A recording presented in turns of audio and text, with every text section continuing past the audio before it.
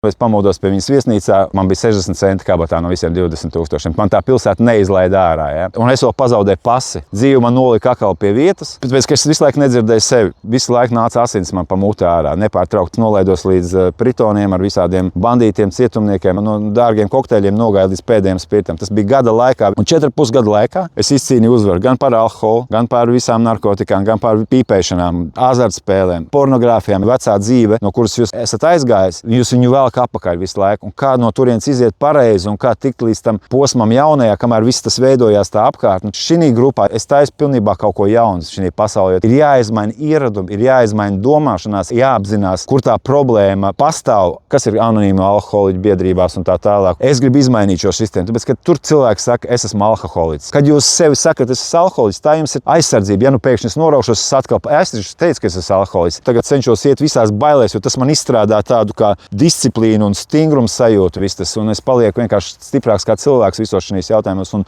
es sapratu visu to, ka es pie visa šī dzīvē vainīgs esmu tikai vienkārši es pats. Neviens cits pilnībā nav vainīgs. Labdien, mani sauc Armands, man ir 49 gadi, un es gribēju padalīties savā pieredzē, savā dzīvē no šausmīgi savām atkarībām, ko es esmu cietis ļoti, ļoti daudz gadus. Ja.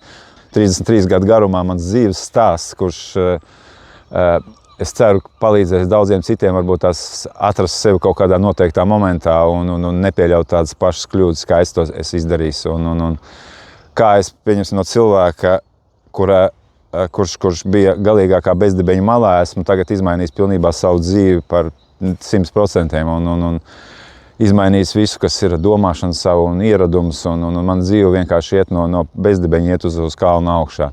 Es bišķi gribu izstāstīt, tagad sākšu no saviem pirmā alkohola reizēm, kad 15 gados es klases izlaidumā mēs iedzērām, un tad sākās viss tas dzīves stāsts, it kā no bišķiņa, bet viss lēnā garā aizgāja un pārauga dzeršanā un pīpēšanā un spēlēšanā un tā tālāk. Sākās viss ar spēlēšanu, pieņemsim, man sākās tā, kad pirmo reizi, kad bija tāda 90. gados, bija tāda admirāļu kluba, mēs spēlējām un iegāju tur. Un kā vienmēr vinnēju, un tas man ieķēra jau pirmajā tādā azartā, kurš man vilka visu dzīves garumā. Alkoholu es lietoju sākot no 15 gadiem, tas bija līdz 20, kad es aizbraucu uz Amerikas Savienotām valstīm līdz 24 gadiem. Tas bija tāds vairāk, mēs taisījām, kā saka, naudu, bija vieglas iespējas nopelnīt naudu un parādījās viņu, un tad sākās visas tās lietošanas, iešanas uz klubiem un iešanas uz visādiem bāriem. Tas bija tāds jauna lieta, un visi skrēja un priecājās, un arī es tādā pašā visā starpā. Bet tas man ievilka tādā nopietnā atkarībā, un man vienmēr vajadzēja vairāk nopelnīt, un sākās visas kreisās naudas taisīšanas un tā tālāk, jo tāpēc, kad tu esi tādā azartā un vēl plus ar alkoholu kopā, tev sāk rasties, tev vajag vairāk un vairāk. Un visa tā dzīve, tā bija tāda pusauģu dzeršana it kā, ja, bet visa tā dzīve man vilka dziļāk un dziļāk, un tad bija iespēja 98. gadā, kad man jau sāka ļoti daudz mani draugi un paziņas jau sāka no alkohola, cits nomira, cits iesēdās cietumā. Es sāku saprast, ka šitā dzīve, ja es palikšu šeit turpināšu, tad man būs tāds pats gals kā viņiem. Un es nonācu tādā situācijā dzīvē, kad man bija iespēja aizbraukt uz Amerikas Savienotām valstīm, un es aizbraucu uz turieni, domāju, izmainīju savu dzīvi. Bet sāku strādāt arī tur dažādos restorānos un iesaistījos ar visādās, kā vienmēr, nelegālās schēmās. Es it kā aizbēgu no vienas vietas, bet es neizmainot sevi, es atkal nokļuvu citā vidē, kur atkal man sākās tieši tās pašas problēmas, kas bija agrāk. Un kā parādījās vairāk atkal nauda un finanses, ja, tā tieši arī sākās atkal, jo lielākas dzeršanas. Un strādājot restorānos, kur alkohols bija balakām vairāk pieejams, es atkal kritu vēl dziļākā bedrē. Un tad sākās tas posms, kad es sāku pelnīt labu naudu, ja, un atkal aizgāju. Vienīgā lieta, kas man patikās Ņujorkā, tas bija tas, ka tur nebija azartspēles pieejams tieši kaut kādos bāros, bet tad bija iespēja aizbraukt uz Atlantic City un parasti kaut kādās reizi 3 mēnešus mēs uz turieni braucām. Un tādā pilsētā ar manīm kārtējo reizi notika viss iespējams, lai jūs saprastu, ka tā vieglā nauda, kas atnāca, kad es arī vinēju, ja, viņa tajā pašā laikā tika atņemta. Jo pastāstīšu jums vienu piemēru, kā man bija. Es iebraucām tur, sāku spēlēt kazino, es vinēju kaut kāds $2000 un gāju uz autobusu, lai brauktu atpakaļ uz Ņujorku. Viņš bija aizkavējis, viņš bija tikai pēc 50 minūtēm. Un es, protams, nenocietos un iegāju pēc 50 minūtes atkal uzspēlēt. Iegāju striptīz klubā un sanāca tā, ka tur iepazinos ar vienu meiteni, tad mēs aizgājām uzspēlēt. Ja. Un viss tajā striptīz klubā, pēc tam es pamodos pie viņas viesnīcā. Protams, man bija interesantākais, ka es apakaļ tiku, man bija 60 centi kabatā no visiem 20,000. Man tā pilsēta neizlaida ārā. Ja. Otrs stāsts, ka mēs vienreiz braucām arī tādu pašu, vienkārši piemēram no tā paša kazino, ja, bet man draugs, menedžers, kas bija restorānā, viņš bija tur pastāvīgais klients, mums atsūtīja, viņam pa brīvu atsūtīja kadiljaku, 10 cilvēkiem viesnīcas numurs, viss ēšanas, dzeršanas pa brīvu, mēs aizbraucām uz turieni. Tas, lai ievilktu cilvēkus tanī pašā pasākumā, kā saka, iekšā, jo visi tāpatās iet spēlēt un tā tālāk. Un mēs tur visi atpūtāmies, un, protams, atkal notika moments, kad mēs nogājām visi spēlēt, bet man atkal tā ir tā otrā reize, kad es atkal vinēju. Šoreiz gan es aizlaidos no tās pilsētas, es paņēmu taksi un aizbraucu pataisno uz Bruklinu. Bet kas notikās tālāk? Es turpināju to naudu, es kaut ko paspēju nopirkt, bet es turpināju sāku dzert, kamēr tas viss man beidzās. Restorānā es cēlos augšā un cēlos un kritu un salauzu, vēl man šeit ir atslēga kaulu lūzums, ja? Amerikā, kur man nebija nekādas neapdrošināšanas, nekā, es nokritu vienkārši, es pat neko neatceros, vienkārši nokritu un pamodos gan savā mājās. Tad no rīta pamodos, man viss bija tā, ka es nevarēju neko pakustināt, jo tas bija atslēgas kauls. Mani pazīstamie aizveda it kā uz to hospitāli, ja. Tur tev neko neapskatīja, pateica, ka jums ir jānāk pie ārsta pēc kaut kādām 2 dienām, bet pat tik, cik nekādas apdrošināšanas nebija un nekā, tad tev ir jācīnās pašam savā veidā. Bet es vēl pazaudēju pasi pie viss tā kopējā. Pazaudēju, man nebija ne naudas, dzīve man nolika atkal pie vietas. Tāpēc, ka es visu laiku nedzirdēju sevi. Un tā, kad nolika pie vietas, sanāca tā, ka es nevarēju strādāt. Man pateica 6-8 nedēļas, bet ne naudas, nekā nebija. Man tādā valstī jums nav iespējas. Pēc 2 nedēļām es aizgāju strādāt, caur sāpēm, caur neko, vienalga. Arī pasi atradās, tāpēc, ka cilvēks bija atradis manu maciņu. Dzīve atkal iedeva iespēju turpināt tālāk, bet es kā vienmēr neklausījos. Tad nākošais solis visā šajā arī Ņujorkas pasākumā bija tas, kad man sākās problēmas ar veselību, jo no tās dzeršanas man bija hemoroji ļoti lieli pakaļā, kā to pati bija. Bet tas nemaz, tā nav ļoti smieklīga lieta, jo man bija tā, kad es aizgāju gulēt, un man visas, caur džinsām, visas apakšbikses pamodos, man viss bija asinīs. Tas nozīmē, ka man aknas jau vispār bija atteikušās, un es vienalga nedzirdēju. Es tikai gāju zemāk. Nauda nāca, bet to, ko es visu pelnīju, to es visu tērēju striptīs klubos un visur, kur iespējams. Neklausīju sevi, man jau veselība, viss man teica priekšā. Un tad notika posms, kad sāka man visu laiku nāca asins man pa mutē ārā, nepārtraukt. Tādās ne daudzumos, ne lielos daudzumos, bet mazos. Ja? Un es arī nedzirdēju, un tad bija pienācis brīdis, kad man bija es domāju, jābrauc uz Latviju, tāpēc, kad es neko nezinu, kas man viņus turpina nākt, un es nezināju, kā tikt no tās situācijas ārā. Un tad protams, es aizbraucu uz Latviju, aizlaidos atkal no sevīm, bet jo es jau biju pazaudējis visu, es jau dzīvoju restorānā apakšā, jo man darbs bija, bet man nebija kur dzīvot, jo tāpēc, ka tur dēļ dzeršanas arī viss jau sāk negribēja, lai es tur būtu un tā tālāk. Tur liels dažādas lietas notikās. Un tad vienā brīdī, kad es atbraucu uz Latviju, es atkal saņēmos. Viss man atkal tā dzīves vietas vides maiņa, tas daudz ko vienmēr cilvēkiem dod. Es atkal saņēmos, sāku staigāt Latvijā, tur adatiņas sāku durt visādas tur pa noteiktiem punktiem un viss it kā. Bet man jau nebija sava, kā saka, es nebiju apzinājies, ka tā ir mana problēma. Es vienkārši atkal it kā centos sevi, kā saka, dabūt uz kājām.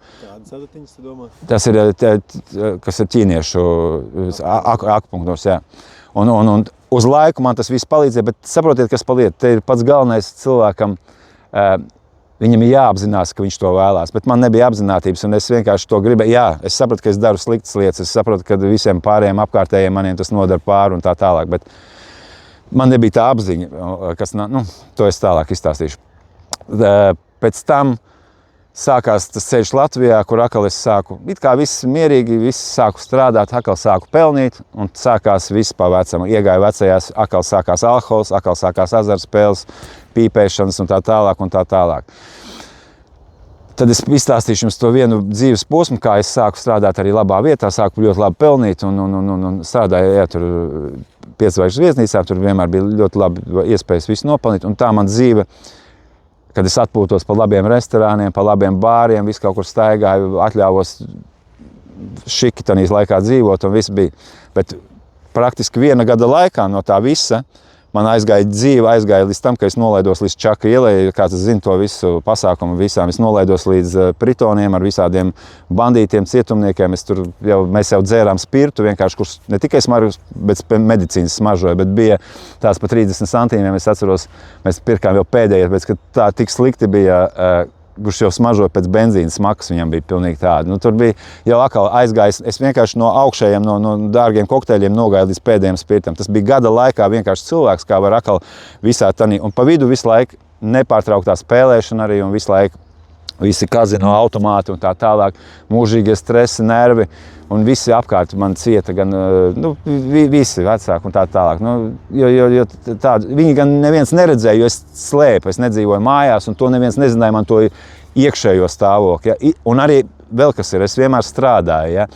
Bet es strādāju mūžīgi pie alkohola visām vietām. Man mīžīgi, ka bija slikti, es varēju vienmēr uzlāpīties, zini kā, un viss bija tas, nebija problēmas ar to.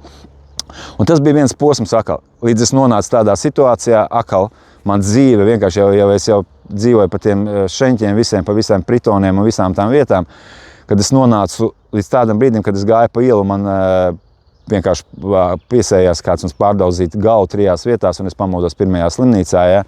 Tur man saliks šūs. Bet es no tās slimnīcas atkal aizbēgu apakaļ uz to vietu, kur es tur biju, kur visi dzērāja un gopņiki un visi šie cilvēki bija savākušies. Es jau biju nolaidījis līdz pēdējiem līmenim, bet tā man apstādināja, jo tāpēc, kad laikam es vēl bišķiņ pāris dienas, man jau ar manīm, es te nestāvētu un nestāstītu visu tās lietas. Un tas notikās brīdis, kad atkal man atveda tie pazīstamie uz mājām, manām nolika, un tad es atkal noņēmos, es aizgāju it kā iekodēties. Tas nebija ne torpēds, bet tas vienkārši bija tas psiho iekodēšanās. Ja? Atkal iekodēja man uz 2 gadiem, un tagad atkal es it kā saņēmos, atkal viss atnāca, viss tās smadzenēs ienāca gaiss un viss tā tālāk. Bet man atkal bija jāmaina vide, jo tāpēc, kad ja nemaina vidi, tur man apkārt kā vienmēr visi tie paši cilvēki un viss tā, tu tev velk apakaļ. Ja tas ir nereāli izlīst no tā pulka.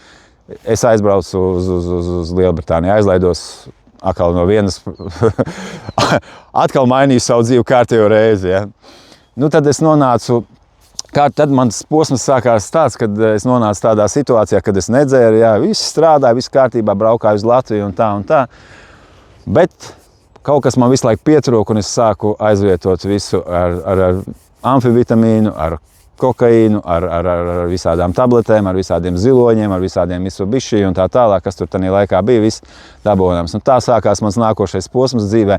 Es pirms tam nebiju lietojis narkotikas, tas man nebija nekad, bet es vienkārši aizvietoju, es apmānīju it kā visu pasauli, bet neapmānīju sevi un sāku lietot un iekritu visā tajā narkotiku slazdā, jo tāpēc, kad lietojot 1 tabletīti uz klubu aiziet, man sākās pēc tam 2, un pēc tam jau bija 5. Es aizgāju līdz 5 tabletēm. Tas ir tā kā pakāpeniskā procesā, no kura sākās man visādas problēmas, sāpes un tā tālāk. Un nonāca līdz tādam brīdim, ka man jau sāka visi zobi, man sāka jau pūžņot, un kad es aizgāju pie zobārsta, viņš vienkārši bija tādā šokā, ka man 1 dienas laikā, tādā pašā dienā, 1-2 laikā, kamēr es tur biju, viņi man izrāva 7 zobus vienā reizē. 7 zobus vienā reizē izrāva vienkārši. Jo viss tur bija sastrutojis un jau tā, tāpēc tas viss bija no narkotikām un no visām šitām lietām. Bet tajā brīdī, kā man Dievs dzīvē vidē, es satiku savu sievu. Un tas sākās posms man uz 30 gados, kad, jo kā ir tā, es analizējot sevi, es sapratu, es visu mūžu, kāpēc man bija, es nebiju apmierināts ar sevi, man nebija mīlestības dzīvē, es vienmēr meklēju mīlestību, tāpēc man bija mainījis sievietes vienkārši nepārtraukti. Es nebiju apmierināts ar sevi, tāpēc, ka es nezināju, ko man nekas nepatikās, ko es darīju. Ja? Man bija kaut kāda visu laiku tukšuma tāda sajūta, un arī bija komplekss visādi bērnības, tāpēc, ka tad es biju tievs, un tad man sievietes neskatījās, kā es iedzēru, es kaut kā iegūtu to, es kļuvu pārliecināts par sevi, es varēju visiem, man nebija problēmas ne aiziet padējot, ne kādu satikties, un tā tālāk.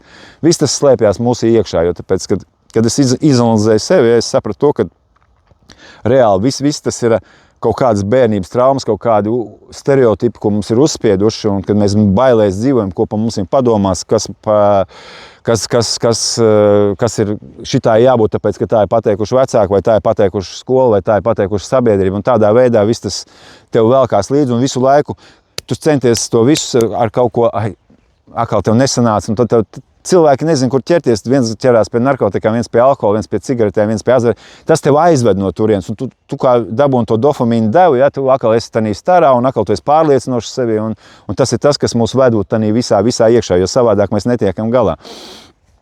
Un tad sākās šis posms manā dzīvē ar sievu, un tāpēc, ka es tiešām sākās mīlestība, un viss, kas tiešām tā bija tāda, es pilnīgi tā kā atzimu visā, un arī viņu, satiekoties ar viņu, kad ienāca mīlestības sirdī, es izmainījos kā cilvēks. Es vairāk nespēju šitās visas šteles, kas bija visas visas nelikumīgās, kā nelikumīgās, vienkārši visi nelikumīgi alkoholi, vai ko mēs tur tirgojām, vai tādā veidā tas viss bija aizgāja pagātnē, jo tāpēc, kad ienāk cilvēkā mīlestība iekšā, ja, tad tu sāc mainīties, tu paliec labāks. Tā ir viennozīmīgi, kas mums pietrūkst visiem, jo tā ir lieta, ka reāli, es uz sevīm to redzēju uzreiz izmaiņas, un arī es atceros, ar sievu iegājām, tur bija Anglijā automāti, ar viņu iegājām, kad tikko iepazināmies, un vēl vinnēja, es nekad neaizmirsu šo 5 sotakas vienības, bet tā ir tava pēdējā reize, un kad viņi man pateica to, pēc tās reizes visi kazino, visi automāti un viss, es pārstāju pilnībā spēlēt,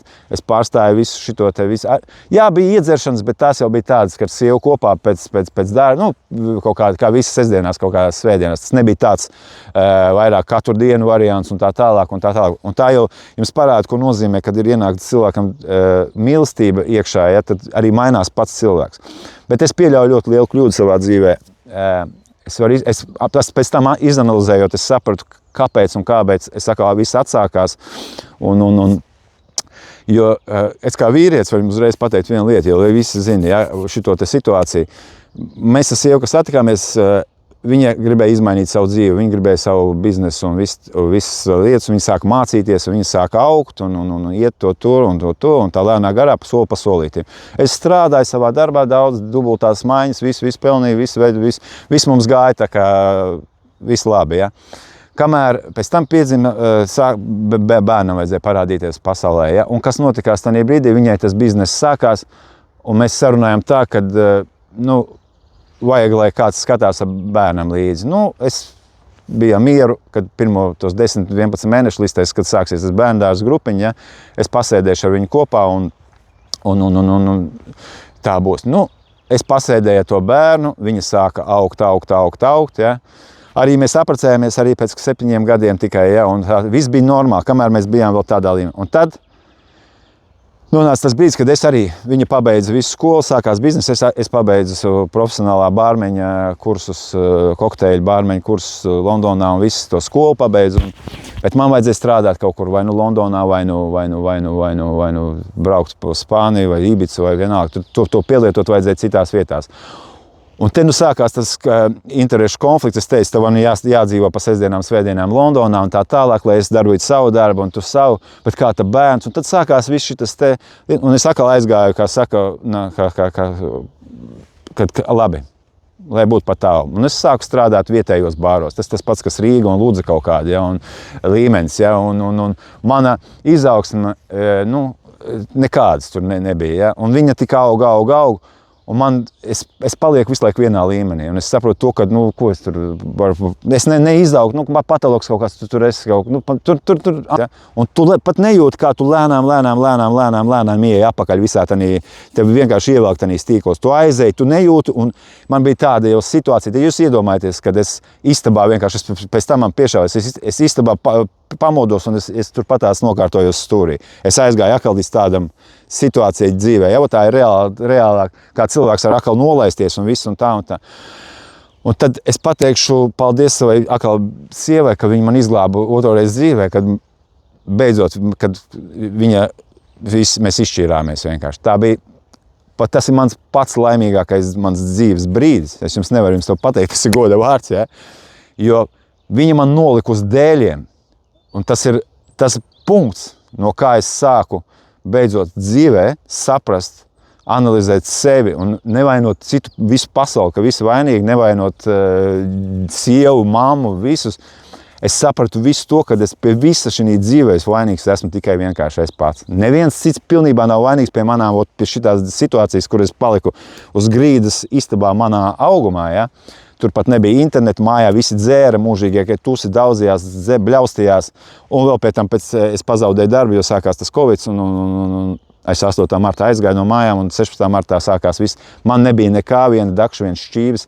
Un tā bija tāda dzīves situācija, ka tu paliec bez nekā pilnībā, bez darba, bez naudas, bez nekā.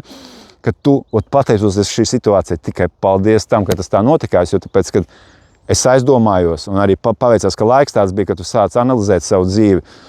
Un es sapratu to, ka neviens nav vainīgs, tikai es pats. Tikai un vienīgi es pats pie visa.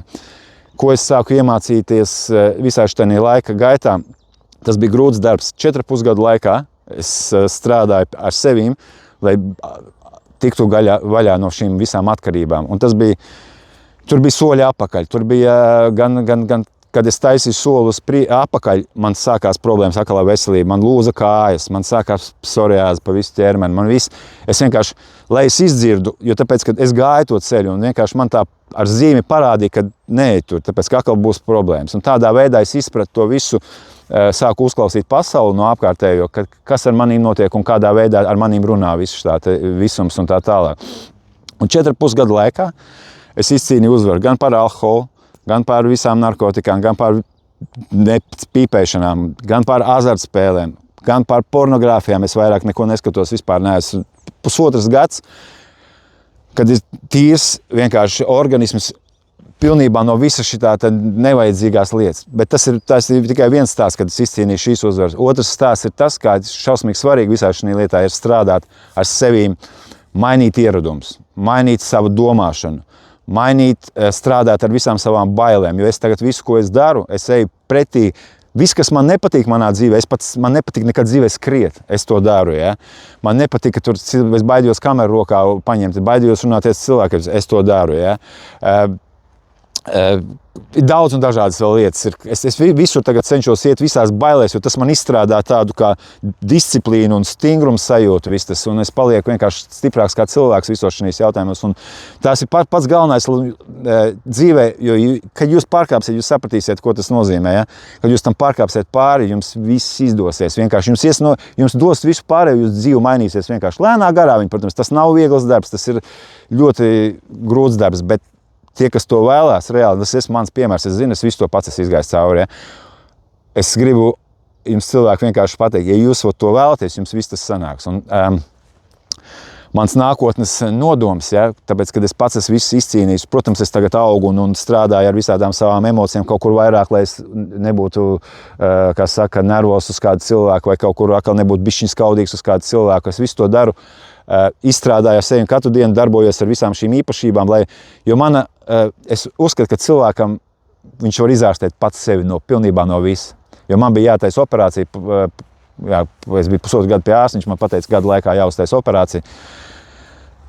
Jau ir pagājis 1,5 gads, un es neko netaisu, un man viss pašam es jūtu, kad es jūtos labāk, jo pēc visām šīm dzēšanām, pēc visām man tur viss, es pat negāju, es neeju pie ārstiem, bet es jūtu, kā es strādājot ar sevi, uzlabojās viss pārējais ar manīm, jo tāpēc, ka es gribu būt kā pats, un tāpēc es gribu būt kā piemērs, ja, kurš parāda ar savu dzīvesveidu, ar savu, kā mainās tavu dzīve, un kad jums visas problēmas, visas no lielākā daļa no šitām atkarības stresiem visiem, jo tāpēc, ka jūs iedzerat, jums uzspēlējat, ja jūs zaudējat, jūs no rīta pamosties, jums ir jūs esat trauksmē, jūs esat panikā, atkal nauda zaudēta, atkal kredīti, atkal parādi, atkal tas, jūs nezināt, jūs ķerties atkal pie tās glāzītes. Ja? Nu, tur ir, es esmu izgājis visus šos posmus, šeit es tā nevaru izstāstīt visu tik sīk un visu tā tālāk, bet es nākotnē iepazīstināšu vairāk, ka visu vienkārši. Es esmu izgājis visam tam, ko es tagad stāstu pats, ar dažādām 3 reizes esot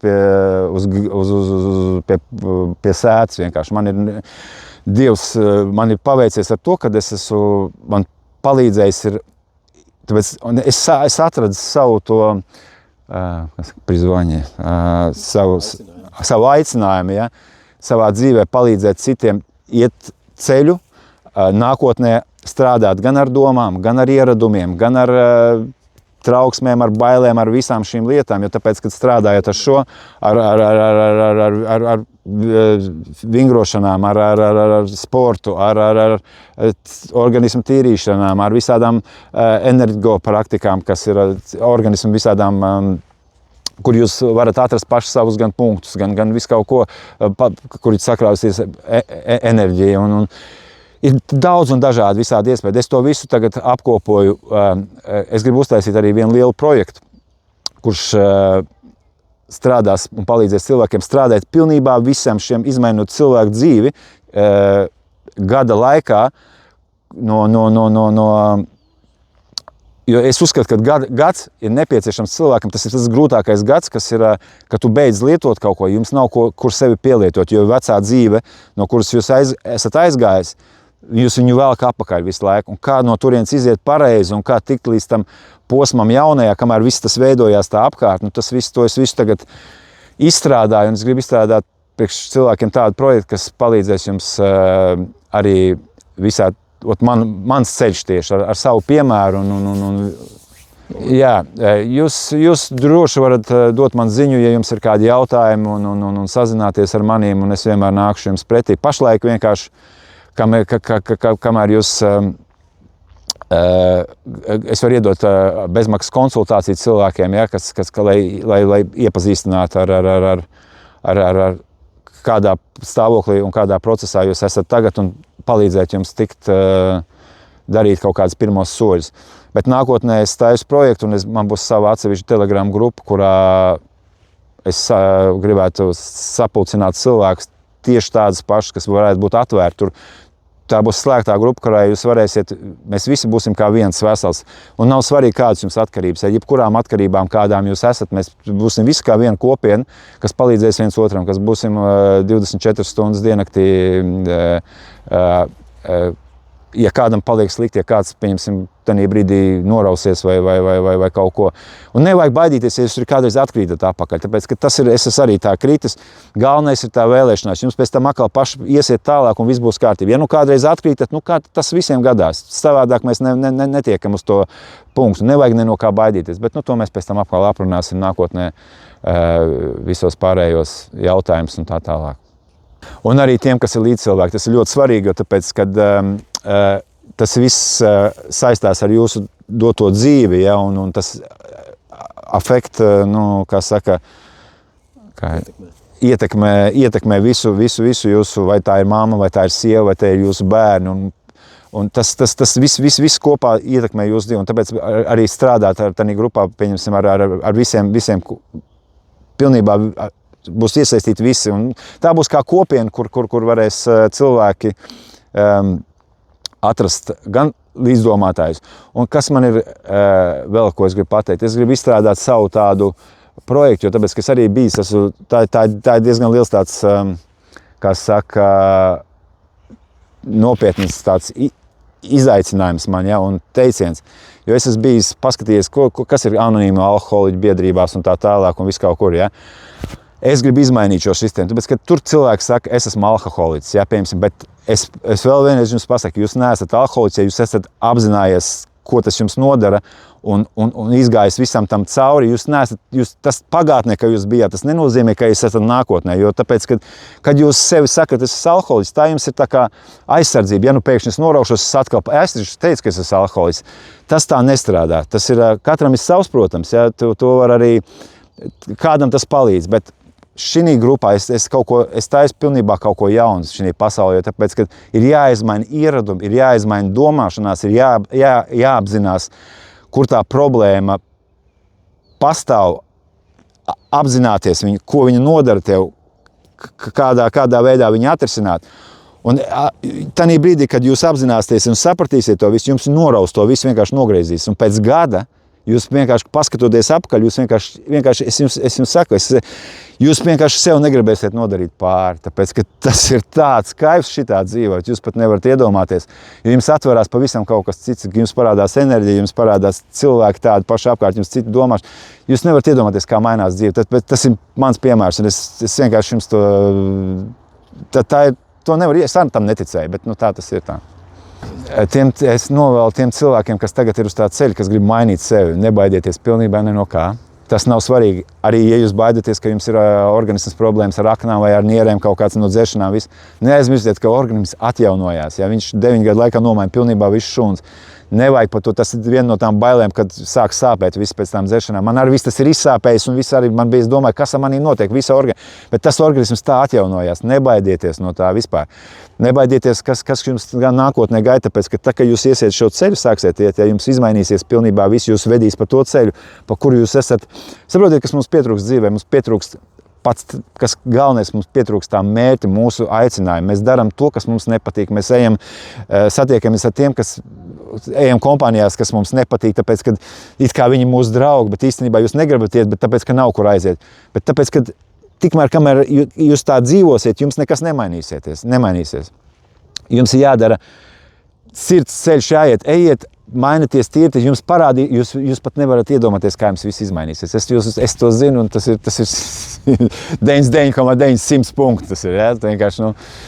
Vienkārši te jāiet tas ceļš, kurš, kāpēc es saku 99,9, jo kāds vienkārši neizdarīs to, un tad padomās, kāpēc man viss tas nesanāca, kaut kur noies sakā, tāpēc tas tā kādreiz var nenostrādāt. Ja?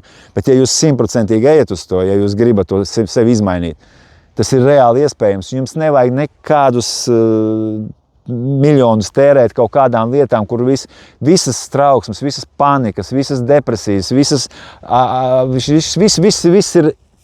ir mūsu iekšējā. Mēs izmainām mūsu iekšējo viss izmainīsies dzīvē.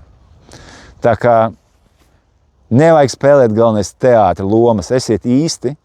Es jums saku, man, pieņemsim, arī droši vien tagad redzējis visi, kas es daudz, visi pasauli. Kas man ir tā dzīve, es gribu būt laimīgs, man vienalga, ko pa manim padomās vai ko pateiks. Kāda starpība? Ko tas maina manā dzīvē? Beidziet turēt visu to iekšā, tam nav nozīmes nekādas. Saprotiet, jūs tikai sevi ieturat un jūs nedzīvojat savu dzīvi. Jūs tā visu laiku tās negatīvas, kas sēž, jums visu laiku ar jums ies un jūs visu laiku būsiet ievilkts sevi un jūs nespēsiet atvērties un jums saka cilvēks, kas ir lietojis narkotikas, dračīs, pīpējis, dzēris, visu darījis 100 reižu un tagad dzīve vienkārši pusotra gada laikā man ir izmainīja, viss ir izgājis jau tādā līmenī. Es tagad esmu atradis savu, aicinājumu, ja? Es atradu savu aicinājumu, ja? Un man ir pilns ar enerģiju, un rokas redzēt, kā kratās un viss, tāpēc, kad gribās darboties, gribās dzīvot, gribās priecāties. Katru rītu jau skraidu, tas man vispār, tā bija tāda lieta, ko es vispār nekad dzīvē nevarēju. Tagad man gribās jau vienu apli vairāk un tā tālāk. Tas notiek ar maziem soļiem, bet beigās tas izvēršas pa dzīves stilu.